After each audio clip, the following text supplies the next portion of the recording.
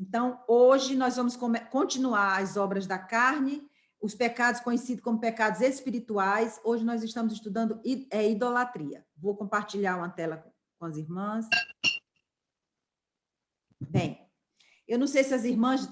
vou lembrar um pouquinho do que nós vimos sexta passada. Nós vimos que o judaísmo conviveu com uma idolatria muito grande dos povos que estavam em volta, que rodeavam Israel, não é isso? Tanto no caminho do Egito, primeiro no Egito, quando eles foram para lá, foi uma idolatria muito grande que eles viram lá, muita idolatria, e depois no caminho pela península do Sinai, eles passaram 40 anos e eles conviveram com idolatria, tanto internamente, porque veio um misto de gente com eles, e eles também já traziam idolatria, o próprio povo de Israel, por infidelidade, também praticava idolatria, e a gente viu que quando eles foram chegando por povos que eles iam atravessando, também eles corriam muito risco e conviviam e viam a idolatria reinante naquela época. Então, eles conviviam com a idolatria politeísta, muitos deuses, eles tinham aquelas adorações que eles faziam nos bosques,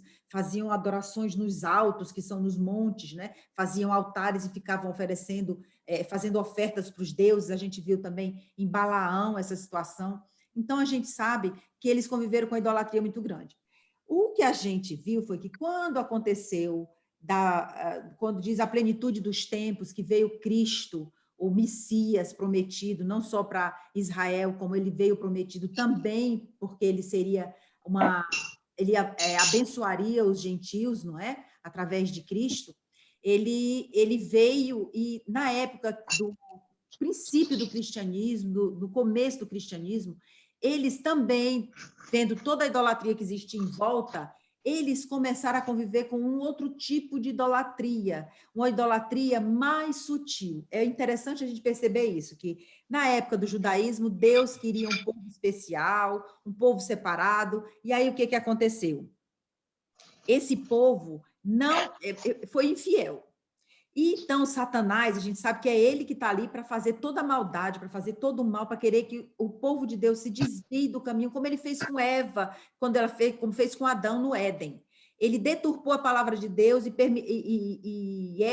Adão e Eva decaíram da graça e a raça toda caiu, não é? Então, nós ficamos separados de Deus, Deus providenciou a salvação, ele chamou o povo de Israel, Israel foi infiel, ele mandou na plenitude dos tempos o filho dele, o Messias prometido, e Satanás todo esse tempo está buscando fazer o que ele faz bem, que está na Bíblia dizendo que é matar, roubar e destruir. O que ele quer é a inimizade dele com Deus faz com que ele queira que as criaturas de Deus não reconheçam Deus como seu Salvador. Então, quando veio o cristianismo, quando veio a plenitude dos tempos que veio o cristianismo, nós vamos ver o cristianismo convivendo com outro tipo de idolatria, uma idolatria mais sutil, muito mais esperta do que a idolatria pagã que existia ao redor de Israel. Agora, a gente vai chamar essa idolatria de idolatria romanista. E nós vamos estudar um pouco como foi que essa idolatria romanista, como foi que Satanás agiu através dessa idolatria que a gente está chamando de romanista, tá bem? O Império Romano, ele dominava quase todo o mundo antigo, o mundo conhecido na época que Cristo veio ao mundo, né? Na primeira vinda de Cristo. Inclusive, ele... Tem alguém com o microfone ligado, irmãzinhas? Por favor. Eu não estou vendo quem é. Então, quando Cristo veio ao mundo, o Império Romano dominava todo o mundo conhecido, inclusive... Como? Não vejo, não dá para ver. Não dá para ver. A Patrícia me dizendo que eu desligue o microfone, que eu posso desligar. Acontece que eu não estou vendo todo mundo. Por isso é que eu não posso desligar. Então, eu queria que as irmãzinhas desligassem. Então... É da Dona Eneida. Oi, diga. É da Dona Eneida. Diga. É da Dona Eneida. É da Dona Eneida, o microfone. Irmã Eneida, você pode desligar o microfone? Tá, posso? Pronto. Vou já desligar. Já. Ok. Então, quando veio Cristo, na época que foi, quando nasceu a igreja cristã, o Império Romano dominava quase todo mundo antigo, inclusive na terra de Israel. Ele era o império que dominava. Israel estava subjugada a esse império. E esse império, o Império Romano permitia todo tipo de idolatria pagã, todo tipo de culto pagão, todo tipo de culto a deuses, os mais diversos, chamado panteão, era uma quantidade imensa de deuses que eles tinham, é conhecido como a mitologia romana, nós temos vários deuses, eles para tudo tinham um deus, então a religião dele, a religiosidade deles se manifestava através dessa quantidade imensa de deuses, certo? Então, o cristianismo, nós tínhamos, então, de um lado, o judaísmo, certo? Inicialmente, naquele momento, nós tínhamos o judaísmo e nós tínhamos os povos gentios ou pagãos. O que aconteceu? Do judaísmo veio o cristianismo. O cristianismo nasceu do judaísmo. O Velho Testamento todo é um livro sagrado para a gente acredita em todo o Velho Testamento. Então, esse cristianismo nasceu, o berço dele foi o judaísmo. E ele trouxe do judaísmo o culto ao Deus único, ao único Deus verdadeiro, Criador dos céus e da terra. Ele trouxe também as advertências que o judeu tinha recebido de Deus contra a idolatria, contra o paganismo, contra a adoração de deuses e ídolos, tá certo? Do outro lado ficavam quem? Os gentios, que a gente pode chamar também, depois a gente vê, pagãos. Esses pagãos, eles são os gentios que estavam todos em volta, que não cultuavam um Deus único e verdadeiro. Eles cultuavam, como o Império Romano cultuava, aquela quantidade de deuses para tudo, né? Deuses e ídolos e tal. Então, eles julgavam-se sábios, assim como hoje, se nós falarmos de Cristo para muitas pessoas, eles vão achar que nós somos os bobos e eles é que são sábios, mas a palavra de Deus diz que, na realidade, eles são loucos. Por quê? Porque eles diziam que eles adoravam aquelas imagens, mas aquelas imagens não eram os próprios deuses. Aquelas imagens eram só representação dos deuses. Engraçado que a gente vê o catolicismo falando isso hoje, mas a gente acha que isso é uma coisa nova, não é? Não é, não. Essa história de dizer, não, mas aquilo ali é só representação dos deuses. E é uma mentira, uma falácia. Por quê? Vamos ver o que diz 1 Coríntios 8, 4 e 6. Se as irmãs quiserem, por favor, podem ir lá, que vai estar o texto todo. Eu vou só tirar algumas partes que está frisada desse texto, desses 3 versículos. A palavra de Deus diz, em 1 Coríntios 8, 4 e 6, que a gente sabe que o ídolo não é nada do mundo. A gente sabe, quando a gente vê aquelas imagens, essa idolatria que as pessoas vivem. Por exemplo, lá no Rio de Janeiro, nós sabemos que na virada do ano, eles mandam várias barcas com comidas, barquinhos, né? Com comidas dentro, e eles mandam vela acesa e tudo, e botam no mar. Aquilo é uma oferenda para um ídolo, para um Deus. E, na verdade, a gente sabe que ídolo não é nada. Iemanjá não é nada. Ela não é nada, só existe um Deus verdadeiro, que é o Deus Pai, e o nosso Senhor, que é Jesus Cristo. Acontece que, mesmo ele não sendo alguma coisa que realmente vale a pena você se prostrar diante dele, eles sacrificam, fazem sacrifícios a ídolos, a deuses. E a gente sabe que esses sacrifícios que eles fazem, eles não estão fazendo a nenhum Deus verdadeiro, a um Deus como se fosse um Deus do céu. Não é isso. Eles estão sacrificando a demônios. A gente sabe que é demônios. E a gente vai verificar ao longo dessa nossa conversa de hoje que esse sacrifício pode ser aquela barca, pode ser comidas que fazem específica na data de um santo, de um ídolo. A gente vai ver várias coisas que a gente vai achar que não, aquilo não é idolatria, mas na realidade eles estão idolatrando. Então, praticamente, quando a gente gasta o seu tempo e sua atenção para fazer aquela oferenda, a gente está como se nós estaríamos nos prostrando, tá certo? E a Bíblia diz lá em 1 Coríntios 10, 19 a 21, que o ídolo não é nada e que o sacrifício ao ídolo também não é nada, não faz efeito nenhum. E diz que as coisas que eles sacrificam, eles estão sacrificando, na verdade, a demônios e não a Deus. Mas isso aí você pode dizer assim, mas irmã, isso aí a gente não tem muito nada a ver com a gente, irmã. A gente não vai para Iemanjá, a gente não vai para nenhuma outra idolatria. Mas, irmãs, até o final do estudo, a gente vai fazer uma reflexão e verificar se realmente a gente não está indo para a idolatria, tá certo? Ele diz assim, olha, isso aí é para nós, esse último versículo é para a gente. Ele diz assim, eu não quero que sejais participantes com os demônios. Então, qualquer coisa que a gente participe, que seja de oferenda para demônio, a gente estaria participando com eles. Ele diz assim: não podeis beber do cálice do Senhor e do cálice dos demônios. Não podeis ser participantes da mesa do Senhor e da mesa dos demônios. Então, o que nós vamos a ver hoje são formas de idolatria. Como eu disse, o romanismo é uma idolatria mais sutil. Satanás resolveu agir de outra forma. A forma como ele encontrou, ele conseguiu iludir muito e trazer muitos para ele através do cristianismo. Por quê? Porque ele percebeu que o cristianismo era muito, muito forte. O Filho de Deus, do Deus eterno, veio ao mundo para realmente inaugurar uma adoração verdadeira, como ele disse, que era para adorá-lo em espírito e em verdade. Satanás, então, resolveu fazer de forma diferente o que ele já fazia desde o Éden, tá certo? Ficando sempre em mente isso. O cálice do Senhor não pode ser misturado. Ninguém pode beber do cálice do Senhor e do cálice dos demônios. A gente não pode participar da mesa do Senhor e da mesa dos demônios, tá certo? E isso é um sentido figurado. Isso não quer dizer da mesa, por exemplo, eu participo da ceia do Senhor, mas eu não vou para uma mesa de idolatria. Na realidade, atitudes nossas faz com que nós estejamos, sim, como se fosse compartilhando a mesa da idolatria, tá certo? Essa cultura idólatra, foi no meio dessa cultura idólatra que começou o cristianismo. A gente lê maravilhado cenas e passagens de Atos dos Apóstolos, né? Que nós vamos agora, sábado, as meninas estão estudando... Rosineide, boa noite, mas eu tirei o microfone, tá bom, minha irmãzinha? Seja bem-vinda, depois de tanto tempo. Muito bom mesmo ter você.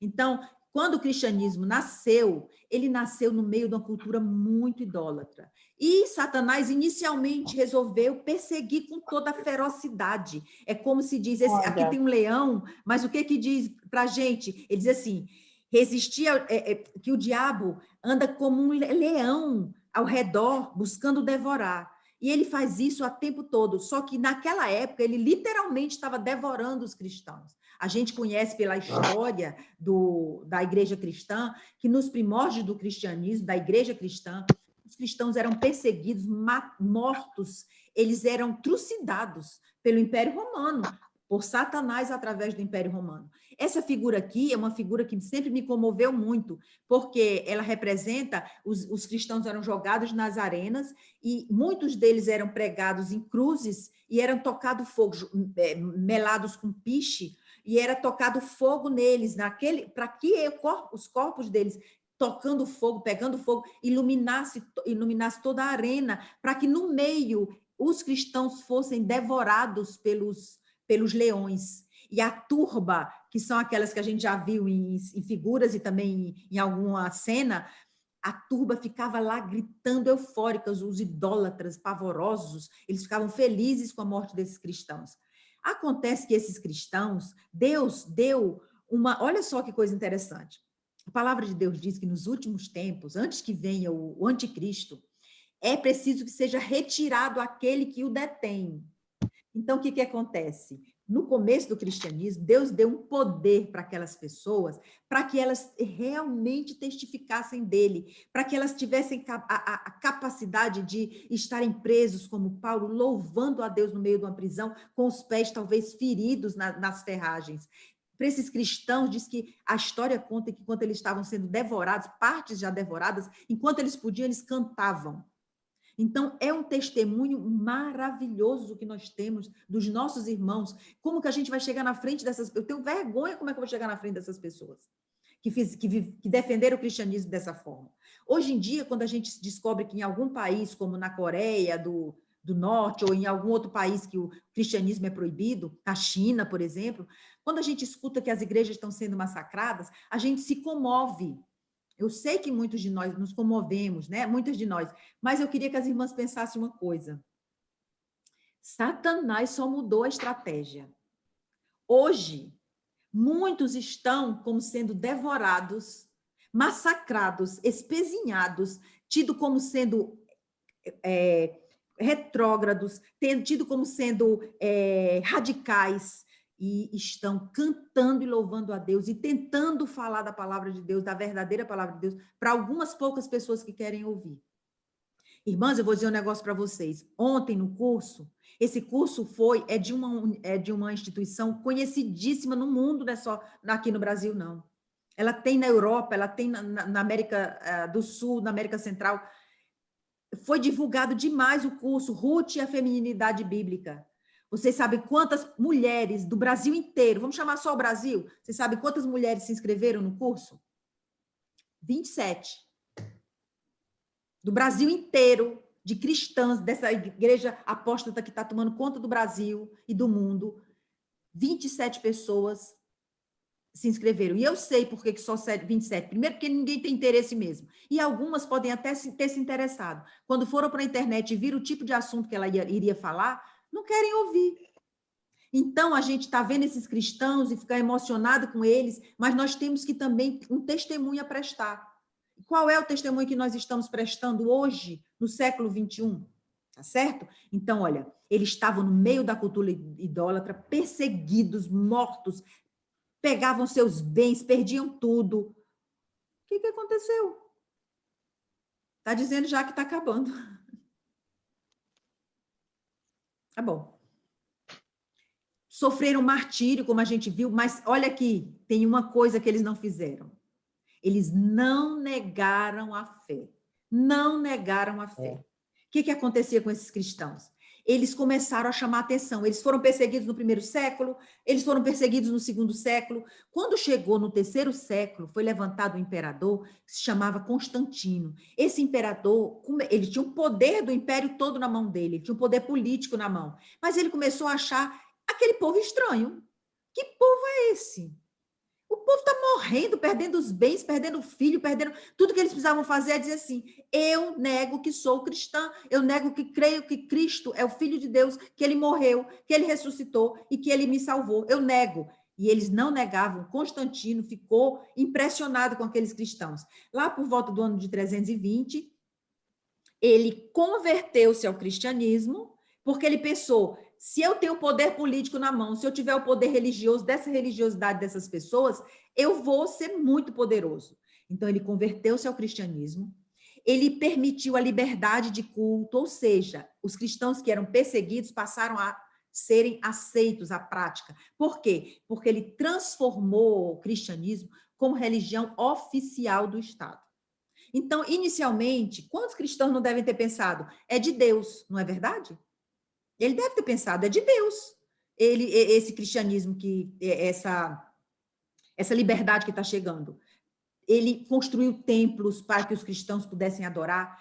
Ele passou, então, depois de toda essa liberdade que veio, essa alegria, ele começou a influenciar nas decisões eclesiásticas, que a gente vê lá no Novo Testamento, quando eles disseram, os gentios que se converterem, o que deve ser imposto a eles? Eles precisam se circuncidar? Eles precisam ser prosélito do judaísmo? O que eles precisam fazer? Aí eles fizeram um concílio, vocês lembram que foram os apóstolos da igreja, os apóstolos se reuniram e fizeram um concílio, porque Pedro tinha ido pregar numa casa de um gentio, eles chamaram Pedro para conversar. Então, aquilo era uma decisão que era tomada por cristãos verdadeiros. Lá pelo ano 320, quando foi incorporada a religião como sendo a religião oficial do Império, Constantino tinha as pessoas que decidiam, tomavam decisões para o cristianismo, tá certo?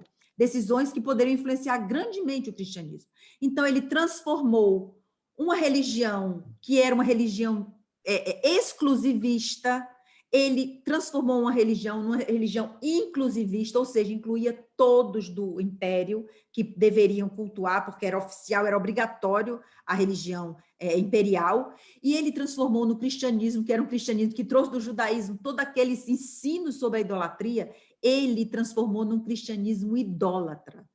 Esse cristianismo que o imperador Constantino transformou como sendo no cristianismo idólatra, veio a ser a Igreja Católica Apostólica Romana. Isso a gente já sabe, muitos de nós conhecemos essa história, mas eu estou frisando que vocês entendam, que nós façamos uma reflexão e vejamos que Satanás só mudou de estratégia. Ele perseguia, ele matava, ele crucificava. Agora ele disse, opa, não quer se negar? Não tem problema não, agora nós vamos...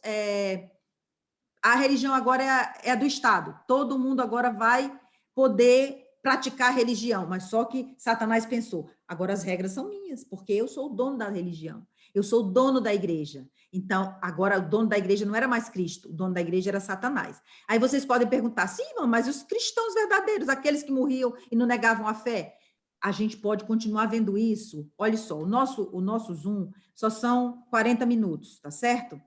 Então, eu falei que tinha conseguido por 1 hora, mas acontece que ele já mandou avisar que já está fechando. Então, eu queria, irmãs, que vocês, se vocês quisessem, para a gente continuar mais uns 40 minutos, um pouquinho mais, para a gente dar uma caminhada nesse assunto, quem tiver de acordo, mas fiquem à vontade, se dissessem, não, a gente continua sexta que vem, tá tudo bem também, tá certo? Mas se vocês quiserem que a gente coloque outro link e a gente continue, eu queria que levantasse a mão quem quisesse continuar mais um pouquinho, talvez dê uma meia hora, 40 minutos. Suzy, pode continuar? Pode, Dorinha, pode? Então, eles vão acabar agora, tá certo? E a gente vai abrir outro link e vai continuar. Eu falei tanto no começo que eu achei que nós teríamos 1 hora, né? Mas, assim, de alguma forma, ele entrou no meu Zoom antigo, eu teria que ter deletado o antigo, talvez. Então, eu vou sair, mando já já o link e a gente continua, tá bom? Até já.